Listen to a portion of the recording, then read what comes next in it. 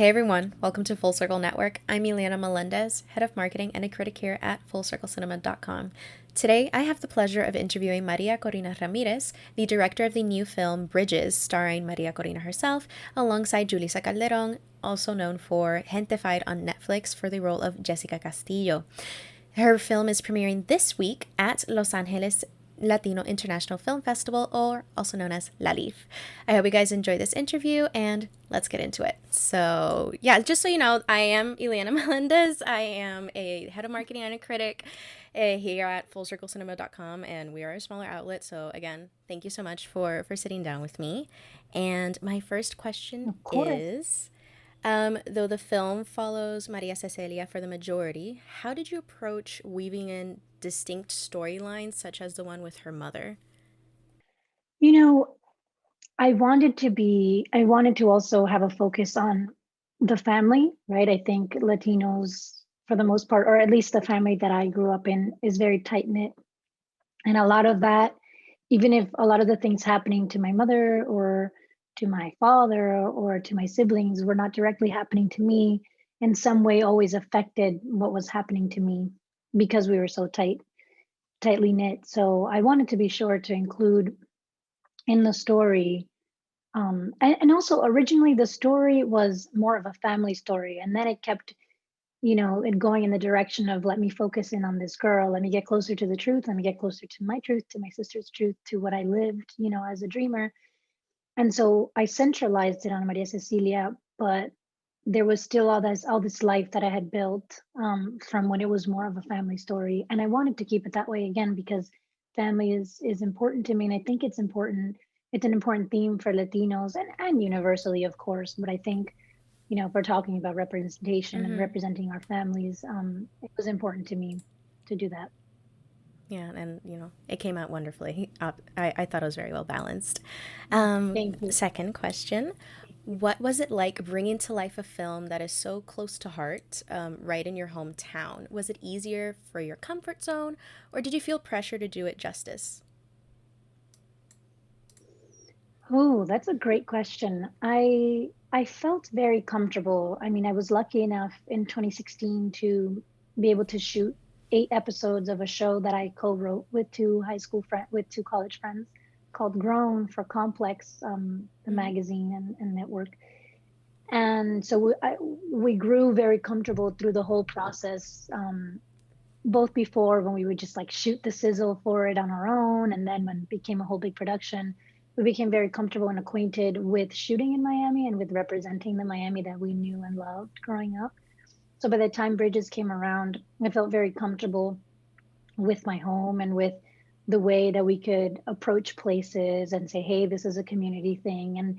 And really it was a communal effort because a lot of the people in the city came together to help us out, to help make it happen, and to help us highlight the parts of Miami that are not generally highlighted in the media. Awesome. Yeah, I could definitely tell that it was just such a sense of care and almost intimacy with Mm. with the way that it was filmed, and that's why I also I really like that question because if I'm not mistaken, this is your debut film, which by the way, congratulations if it It is. is. So yeah, Thank I you. guess it does it. I guess making it in your hometown, did that make it a little bit less daunting of a task for your first film? Oh, absolutely. Yeah, I can't imagine having taken on this task in a city that maybe in LA, because I've lived in LA, I would also be a little comfortable, but of course not as comfortable as Miami. Of When course. you're home in a place, Yeah. you know how to weave through this place, through the city, Yeah. you know what nooks and crannies to go through, you know what I mean? You know how to talk to the people. Of course. You're home. So yeah, it was definitely a blessing and a big help to be here for my first time doing this. That's awesome.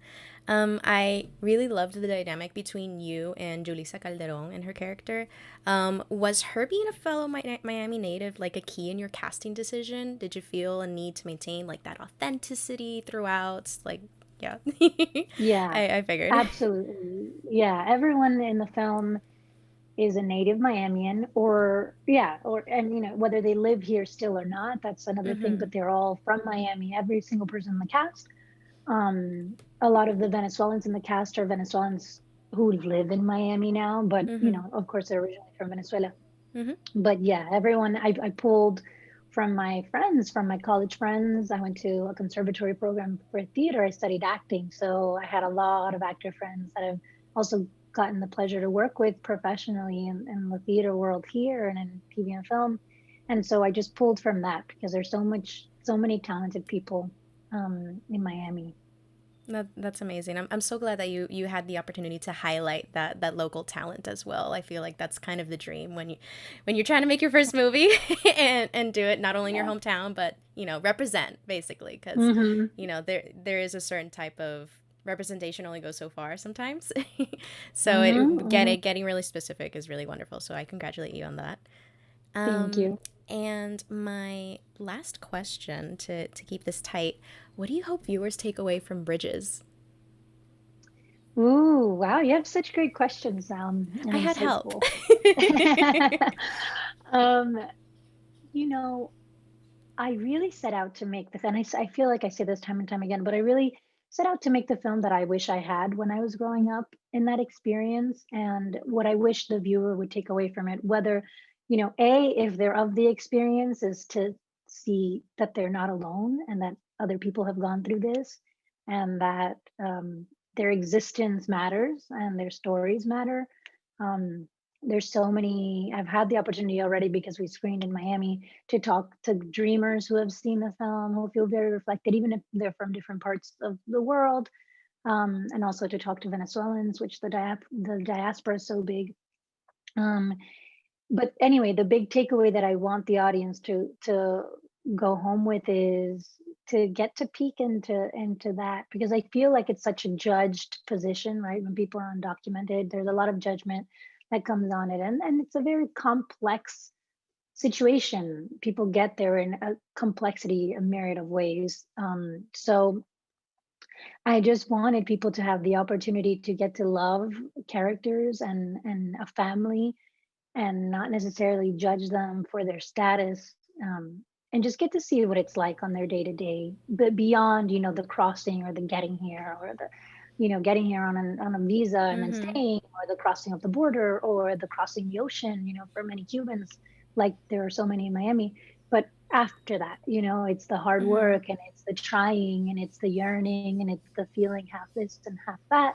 Mm-hmm. And I wanted to for people to see that, to see what it's like, and then if you want to pass a judgment afterwards, like go ahead, but at least have the chance to get to know it a little better from the inside, at least my inside, Of which is all I course. can vouch for.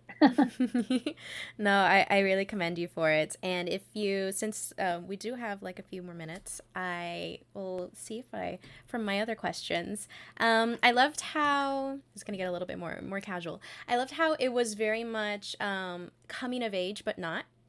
Hmm. Was that, I assume that was intentional. Hmm. Hmm.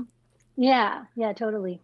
I think, there's so many coming of age movies, and rarely do we get to see Latinas at the forefront. Of course. And there is a little bit of the coming of age. I think for her, for Maria Cecilia, the real coming of age is, if okay, of owning her truth, and of being, and of sort of coming out of the shadows, um, and braving that. And then it's not also because it's just like a Mm-hmm. silent, quiet, like day in the life kind of visual diary type film. Mm-hmm. But I like that it's a marriage of both. And yeah, it was definitely purposeful. Awesome. Yeah, it definitely feels like a journal entry into, Hmm. just a small portion of, one of many dreamers' lives in the Hmm. diaspora, which, it comes with its complexities. And I'm really, really happy to see more of this on the screen. So, once again, I congratulate you for your debut film and for its screening here at Laliff. Thank you so much.